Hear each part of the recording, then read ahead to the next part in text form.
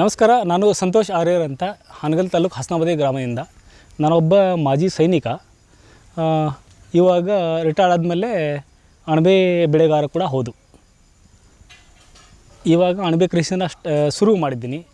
Actually ನನಗೆ job ಅಂದರೆ ಇಂಟ್ರೆಸ್ಟೇ ಇರಲಿಲ್ಲ ಮೊದಲಿಂದ. ನಾನು ನಮ್ಮ ಮನೆ ಪರಿಸ್ಥಿತಿ ನೋಡಿಕೊಂಡು ಜಾಬ್ ಹೋದರೆ ಮತ್ತೆ ಮನೆ ಬಿಟ್ಟು ಬೇರೆ ಕಡೆ ಇರಬೇಕಾಗುತ್ತೆ ಅನ್ನೋ ಉದ್ದೇಶಕ್ಕೋಸ್ಕರ ನಾನು ಇಲ್ಲ ಊರಲ್ಲಿ ಇದ್ಕೊಂಡು ಏನಾದರೂ ಮಾಡೋಣ ಅನ್ನೋ ಉದ್ದೇಶಕ್ಕೆ ಇದನ್ನೇ ಒಂದು ಮಾಡ್ಕೊಂಡೆ. ಆಯ್ಕೆ ಅಂದರೆ ಅಷ್ಟು ಈಸಿಯಾಗಿ ಮಾಡ್ಕೊಳ್ಳಿಲ್ಲ. ಪೂರಾ ಇದ್ರ ಬಗ್ಗೆ ಸ್ಟಡಿ ಮಾಡಿಕೊಂಡು ಒಳ್ಳೆ ಇದರಿಂದ ಲಾಭ ಇದೆ ಅನ್ನೋ ಒಂದು ನಿರೀಕ್ಷೆಯಿಂದ ಇದನ್ನೇ ಆಯ್ಕೆ ಮಾಡಿಕೊಂಡು ಇದನ್ನೇ ಶುರು ಮಾಡಿ ಲಾಭ ಕೂಡ ಕಂಡ್ಕೊಳ್ತಾ ಇದ್ದೀನಿ. ಒಂದು ಕಾಕಡ ಮಲ್ಲಿಗೆ ಮಾಡ್ತಾಯಿದ್ದೀನಿ. ಅದನ್ನು ದಯವಿಟ್ಟು ಅದನ್ನೂ ಮಾಡಬೇಕೆಲ್ಲ ರೈತರು. ಇದನ್ನು ಕೂಡ ಮಾಡ್ತಾಯಿದ್ದೀನಿ. ಇವಾಗ ಪರ್ಟಿಕ್ಯುಲರ್ ಇದು ಆಯಿಸ್ಟರ್ ಮಶ್ರೂಮ್ ಬಗ್ಗೆನೇ ಮಾತಾಡಬೇಕಂತಂದರೆ ಅದ್ರ ಬಗ್ಗೆ ಇವಾಗ ಮಾತಾಡೋಣ. ಎಲ್ಲ ಕ್ಲಿಯರಾಗಿ ಹೇಳ್ಕೊಡ್ತೀನಿ, ಏನು ಲಾಭ ಇದೆಯೋ ಅಥವಾ ಇಲ್ವಾ. ಒಂದು ನಾನು ಹೇಳೋದು ಪೂರಾ ಸತ್ಯ ಸರ್. ಆ್ಯಕ್ಚುಲಿ ನಾನು ಪಂಜಾಬಲ್ಲಿ ಒಂದು ಬಟನ್ ಮಶ್ರೂಮ್ ಬಗ್ಗೆ ಹೋಗಿದ್ದೆ, ಫಾರ್ಮ್ಗೆ ಹೋಗಿದ್ದೆ.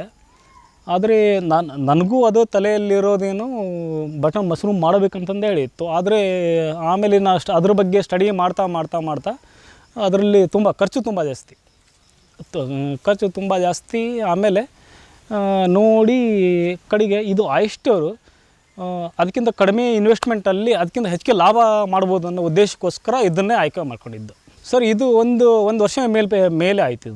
ಇದನ್ನು ನಾನು ಶುರು ಮಾಡಿ 1 ವರ್ಷ ಮೇಲೆ ಆಯಿತು. ಭೂಮಿ ಅದು ಏನು ಇಂಪಾರ್ಟೆಂಟ್ ಅಲ್ಲ. ಒಂದು ಸಣ್ಣ ಮನೆಯಲ್ಲಿರೋ ಖಾಲಿ ಜಾಗದಲ್ಲಿ ಮಾಡ್ಬೋದು.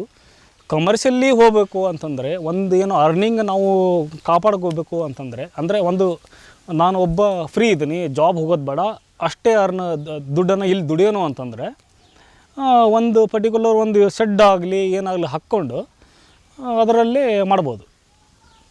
ಅಂದರೆ ಜಾಬ್ಗಿಂತ ಹೆಚ್ಚಿಗೆ ದುಡಿಬೋದು. ಅಂದರೆ ಮೇನ್ ಇರೋದು ರಿಟೇಲ್ ಆಗಿ ಮಾರೋ ಉದ್ದೇಶ ಇದ್ದರೆ ಮಾತ್ರ ಸರ್. ನೀವು ಒಂದು 30-40 ಸೈಜಲ್ಲಿರೋ 30x40 ಸೈಜಲ್ಲಿರೋ ರೂಮ್ ಮಾಡ್ಕೊಂಡ್ರೆ ಪರ್ ಮಂತ್ ಎಲ್ಲ ಖರ್ಚು ತೆಗೆದು 20,000 to 30,000 ಅರ್ನ್ ಮಾಡ್ಬೋದು. ಒಂದು ಡಾರ್ಕ್ ರೂಮ್ ಅಂತ ಬರುತ್ತೆ. ಒಂದು ಡಾರ್ಕ್ ರೂಮು ಅಲ್ಲಿ ಗಾಳಿ ಬೆಳಕು ಬೇಕಾಗಿಲ್ಲ. ಗಾಳಿ ಬೆಳಕು ಬೇಕು, ಆದರೆ ಲಿಮಿಟೆಡ್ ಪೀರಿಯಡ್ಗೆ ಮಾತ್ರ ಬೇಕು. ಅದಕ್ಕೋಸ್ಕರ ನಾವು ಒಂದು ಇನ್ಲೆಟ್ ಫ್ಯಾನು, ಒಂದು ಎಕ್ಸಾಸ್ಟ್ ಫ್ಯಾನು ಇಟ್ಟಿದ್ದೀವಿ. ಅದು 24 ಅವರ್ಸಲ್ಲಿ 1 ಗಂಟೆ ಯೂಸ್ ಆದರೆ ಸಾಕು. ಡಾರ್ಕ್ ರೂಮ್ ಬಿಟ್ಟರೆ ಇನ್ನೊಂದು ಗ್ರೋಯಿಂಗ್ ರೂಮು, ಅದರಲ್ಲಿ ಹೆಚ್ಚಿಗೆ ಖರ್ಚು ಬರೋಲ್ಲ. ಅದು ಒಂದು ಓಪನ್ ಆಗಿ ಇಟ್ಕೊಂಡು ಒಂದು 75% ಮೆಸ್ ಹಾಕ್ಕೊಂಡು ಪ್ಲಸ್ ಅದಕ್ಕೆ ಆ ಕಡೆ ಗೋಣಿಚೀಲ ಹಾಕ್ಕೊಂಡು ಅದನ್ನು ಯೂಸ್ ಮಾಡಿದರೆ ಅದು ಇಟ್ಸ್ ಎ ವರ್ಕಬಲ್. 1 ಲಕ್ಷ ಆದಾಯ ತೆಗಿಬೇಕು ಅಂತಂದರೆ minimum 20x30 plus 20x50 2 room. ಇದರಲ್ಲಿ ಏನಾಗುತ್ತೆ 20x30 ಪ್ಲಸ್ 20x50ಯಲ್ಲಿ ನಿಮಗೆ 20x30 ವರ್ಕಿಂಗ್ ಏರಿಯಾನೇ ಹೋಗುತ್ತೆ. ಅಂದರೆ ಹೇಳ್ಬೋದು, ಈಸಿಯಾಗಿ ಹೇಳ್ಬೋದು, ಇಷ್ಟಿದ್ರೆ ಎಷ್ಟು ದುಡಿಬೋದು ಅಂತ ಹೇಳ್ಬೋದು. ನಿಮಗೆ ನಾನು ಹೇಳಿದ್ದು 20x30 ಪ್ಲಸ್ 20x30ಯಲ್ಲಿ 20x30 ವರ್ಕಿಂಗ್ ಏರಿಯಾಗೆ ಹೋಯ್ತು.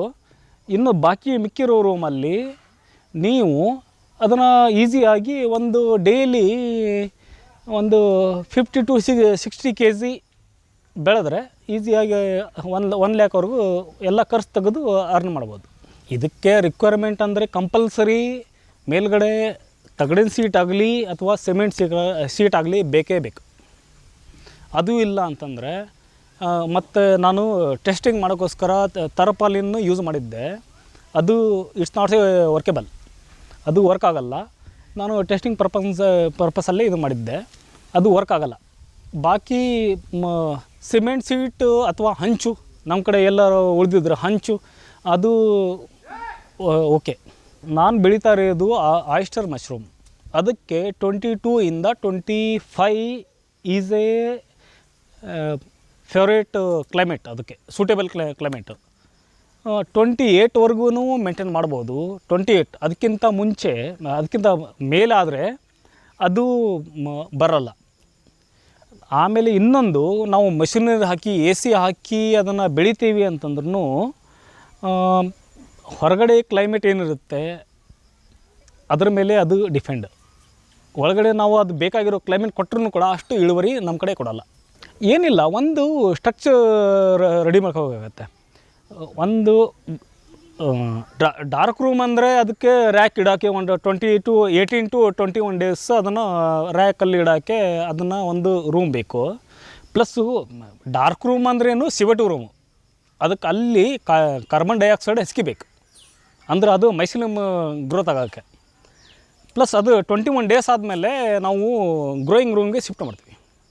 ಗ್ರೋಯಿಂಗ್ ರೂಮಲ್ಲಿ ಅದಕ್ಕೆ ಆಕ್ಸಿಜನ್ ತುಂಬ ಬೇಕು. ಆಕ್ಸಿಜನ್ ತುಂಬ ಕೊಡ್ತೀವಿ ಅಂದ್ರೆ ಹ್ಯುಮಿಡಿಟಿ ಮೇಂಟೈನ್ ಆಗೋಲ್ಲ. ಹ್ಯುಮಿಡಿಟಿನೂ ಬೇಕು, ಆಕ್ಸಿಜನ್ನೂ ಬೇಕು. ಅದಕ್ಕೆ ಅದು ನಾವು ಎರಡೂ ಮೇಂಟೈನ್ ಮಾಡಿಕೊಂಡು ಅದನ್ನು ಆ ರೂಮನ್ನ ಮೇಂಟೈನ್ ಮಾಡೋಕ್ಕಾಗತ್ತೆ. ಒಂದು ಗ್ರೋಯಿಂಗ್ ರೂಮಲ್ಲಿ ಒಂದು ಟೆಂಪ್ರೇಚರು ಕೂಲಾಗಿ ಬಿಡ್ಕತ್ತೆ, ಮ್ಯಾಕ್ಸಿಮಮ್ 28 ಡಿಗ್ರಿ. ಆಯಿಸ್ಟರ್ ಮಶ್ರೂಮಲ್ಲಿ 28 ಡಿಗ್ರಿ ಪ್ಲಸ್ ಹ್ಯುಮಿಡಿಟಿ 85% ಎಬೋ, ಅದನ್ನು ಮೇಂಟೈನ್ ಮಾಡಿದರೆ ಈಸಿಯಾಗಿ ಬರುತ್ತೆ.